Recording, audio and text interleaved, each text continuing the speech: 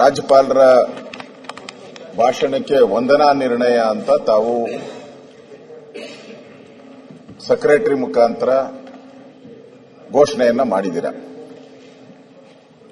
ನಾನು ಅಧಿವೇಶನದಲ್ಲಿ ನಾನು ಕೂಡ ಪಾಲ್ಗೊಂಡಿದ್ದೆ. ನಿನ್ನೆ ನಡೆದಂತಹ ಅಧಿವೇಶನದಲ್ಲಿ ಆ ತರ ಯಾವುದು ಕೂಡ ಅಗೌರವ ಆಗಬಾರದು ಅನ್ನೋ ದೃಷ್ಟಿಯಿಂದ ನಾನು ಕೂಡ ಮಾತಾಡಿದ್ದೀನಿ.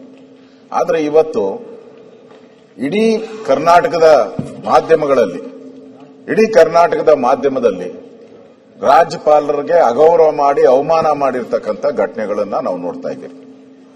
ಇಲ್ಲಿ ನಡೆದಿರುವಂತಹ ಘಟನೆ ನೀವು ಕೂಡ ಪನ್ನಣ್ಣ ಅವರಿಗೆ ಪದೇ ಪದೇ ಹೇಳಿದ್ರಿ. ಆದ್ರೆ ಇಲ್ಲಿ ನೋಡಿ ಬಂದಿದೆ ಪತ್ರಿಕೆಯಲ್ಲಿ, ಎಲ್ಲ ಪತ್ರಿಕೆ, ವಿಜಯವಾಣಿ, ವಿಜಯ ಕರ್ನಾಟಕ, ಉದಯವಾಣಿ, ಕನ್ನಡಪ್ರಭ, ವಂದನಾ ನಿರ್ಣಯವೋ ಖಂಡನಾ ನಿರ್ಣಯವೋ,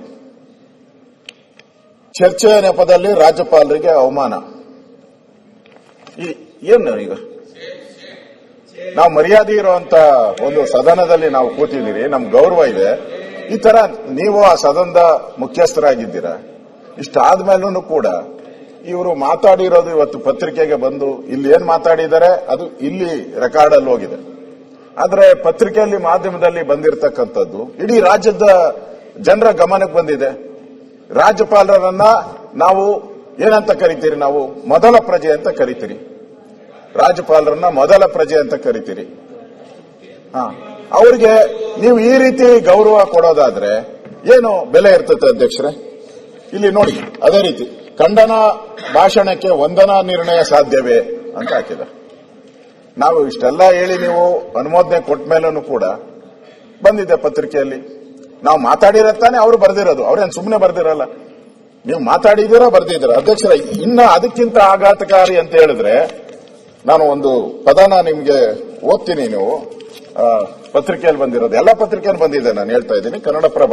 ಕನ್ನಡಪ್ರಭದಲ್ಲಿ ಬಂದಿದೆ ಒಂದು ಮಾತು.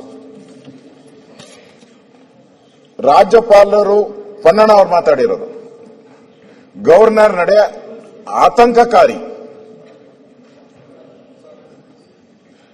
ರಾಜ್ಯಪಾಲರು ಭಾಷಣವನ್ನ ಪೂರ್ಣ ಓದದೆ ಕೆಲ ಸಾಲಿನಲ್ಲೇ ಮುಗಿಸಿರುವುದು ಆತಂಕಕಾರಿ ನಡೆ.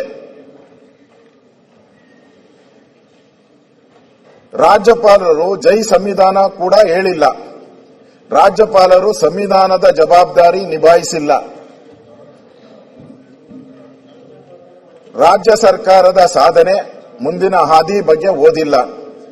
ಅವರಿಗೆ ಯಾಕಿಷ್ಟು ಆತಂಕ? ಯಾಕೆ ಅಷ್ಟು ಭಯ? ಏನ್ ಭಯಭೀತರಾಗಿ ಬಂದಿದ್ರ ಇಲ್ಲಿ ರಾಜ್ಯಪಾಲರು? ಭಯಭೀತರಾಗಿ ಬಂದಿದ್ರ ಇಲ್ಲಿ ರಾಜ್ಯಪಾಲರು? ಏನಾನ ಆತಂಕದಲ್ಲಿ ಬಂದಿದ್ರ? ಇದು ಆತಂಕ ಮಾಡುವಂತ ಏನು ಸಭೆನಾ ಇದು? ಇದೇನು ಆತಂಕವಾದಿಗಳಿರುವಂತ ಸಭೆನಾ ಇದು? ಆತಂಕದಲ್ಲಿ ಬಂದಿದ್ದಾರೆ ಅಂತ ಹೇಳಿದ್ರೆ ಈ ಸದನಕ್ಕೆ ಗೌರವ ಇಲ್ಲ. ಹಂಗಾರೆ ನಾವ್ಯಾಕೆ ಇಲ್ಲಿ ಕೂತ್ಕೊಬೇಕು? ಆತಂಕದಲ್ಲಿ ನೀವು ಸಭೆ ನಡೆಸ್ತೀರಾ ಅಂತ ಹೇಳಿದ್ರೆ ನೀವ್ಯಾಕೆ ಕೂತ್ಕೊಬೇಕು, ನಾವ್ಯಾಕೆ ಕೂತ್ಕೊಬೇಕಿಲ್ಲ?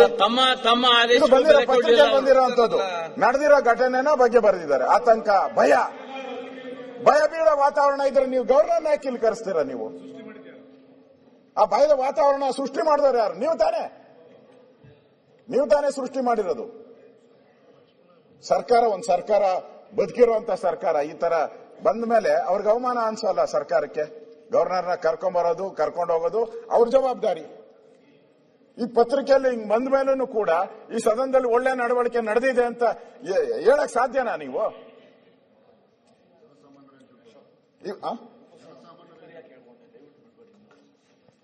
ದಯವಿಟ್ಟು ನಾನು ಅವರು ಭಾಷಣದಲ್ಲೂ ನೋಡಿ, ಭಾಷಣದಲ್ಲೂ ಅವರು ಹೇಳಿದ್ದಾರೆ. ಅವರು ಏನು ಹೇಳಿದ್ರು, ಓಡಿ ಹೋಗಿದ್ದಾರೆ ಅಂತ ಲಾ ಮಿನಿಸ್ಟರ್ ಹೇಳಿದ್ರು. ಒಪ್ಕೊಂಡ್ರು ಅವರೇನು ಎದುರಿ ಓಡೋಗಿದ್ದಾರೆ ಅಂತಾನೆ ಒಪ್ಕೊಂಡ್ರು.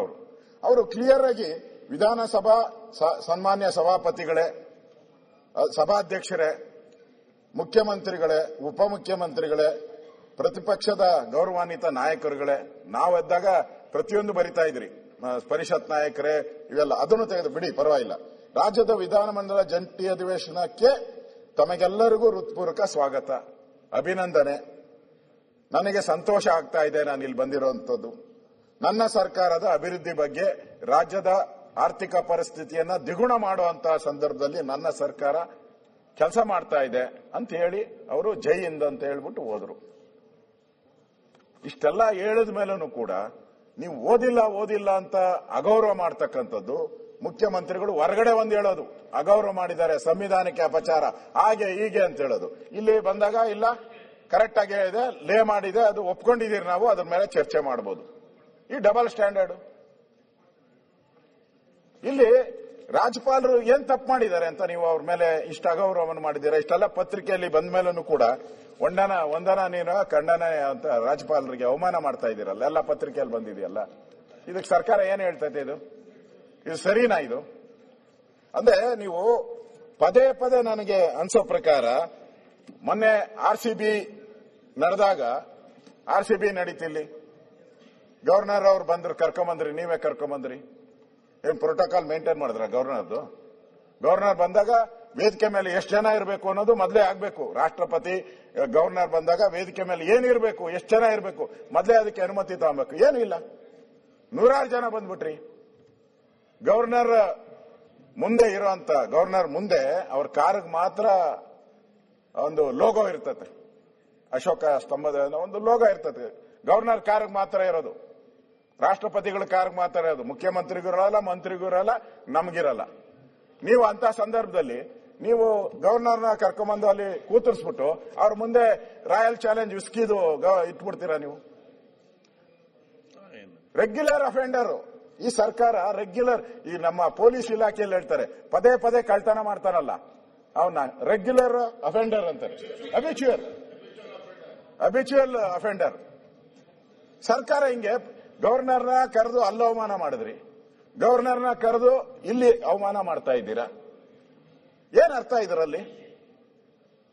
ನಿಮಗೆ ನಿರ್ಣಯ ನೀವು ಒಪ್ಕೊಂಡಿಲ್ಲ ಅಂದ್ರೆ ನೀವು ಪನ್ನಣ್ಣ ನಿಮ್ಮ ಸದಸ್ಯರು, ಅವರು ನಿಮ್ಮ ಅಡ್ವೈಸರ್, ಲೀಗಲ್ ಅಡ್ವೈಸರ್, ಅವ್ರಿಗೆ ಹೇಳ್ಬೇಕಾಯ್ತು. CM ಅವರು ನಾನು ಒಪ್ಕೊಂಡಿದ್ದೀನಪ್ಪ, ಮಂಡನೆ ಆಗಿದೆ, ನಾನು ಒಪ್ಕೊಂಡಿದ್ದೀನಿ, ಅದ್ರ ಮೇಲೆ ಚರ್ಚೆ ಮಾಡು ಅಂತ. ಅದನ್ನ ಬಿಟ್ಬಿಟ್ಟು ಅವ್ರೇನ್ ಹೇಳಿದ್ರು? ಏನೇನು ಆರ್ಟಿಕಲ್ಗಳು ಇದೆಯೋ ಎಲ್ಲ ಓದಿದ್ರು, ಕೋರ್ಟ್ ಆದೇಶಗಳನ್ನ ಓದಿದ್ರು ಅವರು, ಅವ್ರು ಬೇಕಾಗಿದ್ದ ಆದೇಶಗಳನ್ನು ಓದಿದ್ರು ಅವರು. ಬೇರೆ ನಾನು ಅದನ್ನೇ ಹೇಳಿದೆ, ಹಿಂದೆ ನಿಮ್ಮ ಆದೇಶಗಳನ್ನೇ ಓದ್ತಾ ಇದ್ದೀರಲ್ಲ, ಬೇರೆ ಬೇರೆ ಕೋರ್ಟಲ್ಲೂ ಆದೇಶಗಳಾಗಿದೆ. ನನ್ನ ಹತ್ರನೂ ಇದೆ ಆದೇಶಗಳು, ನಾನು ತಂದಿದ್ದೀನಿ ಆದೇಶಗಳು, ಕೋರ್ಟ್ ಆದೇಶಗಳು, ಜಡ್ಜ್ಮೆಂಟ್ಗಳು. ಅವರು ನಿಮ್ಮ ಅಡ್ವೈಸರ್, ಲೀಗಲ್ ಅಡ್ವೈಸರ್, ಅವ್ರಿಗೆ ಹೇಳ್ಬೇಕಾಯ್ತು. CM ಅವರು ನಾನು ಒಪ್ಕೊಂಡಿದ್ದೀನಪ್ಪ, ಮಂಡನೆ ಆಗಿದೆ, ನಾನು ಒಪ್ಕೊಂಡಿದ್ದೀನಿ, ಅದ್ರ ಮೇಲೆ ಚರ್ಚೆ ಮಾಡು ಅಂತ. ಅದನ್ನ ಬಿಟ್ಬಿಟ್ಟು ಅವ್ರೇನ್ ಹೇಳಿದ್ರು? ಏನೇನು ಆರ್ಟಿಕಲ್ಗಳು ಇದೆಯೋ ಎಲ್ಲ ಓದಿದ್ರು, ಕೋರ್ಟ್ ಆದೇಶಗಳನ್ನ ಓದಿದ್ರು ಅವರು, ಅವ್ರು ಬೇಕಾಗಿದ್ದ ಆದೇಶಗಳನ್ನು ಓದಿದ್ರು ಅವರು. ಬೇರೆ ನಾನು ಅದನ್ನೇ ಹೇಳಿದೆ, ಹಿಂದೆ ನಿಮ್ಮ ಆದೇಶಗಳನ್ನೇ ಓದ್ತಾ ಇದ್ದೀರಲ್ಲ, ಬೇರೆ ಬೇರೆ ಕೋರ್ಟಲ್ಲೂ ಆದೇಶಗಳಾಗಿದೆ. ನನ್ನ ಹತ್ರನೂ ಇದೆ ಆದೇಶಗಳು, ನಾನು ತಂದಿದ್ದೀನಿ ಆದೇಶಗಳು, ಕೋರ್ಟ್ ಆದೇಶಗಳು, ಜಡ್ಜ್ಮೆಂಟ್ಗಳು.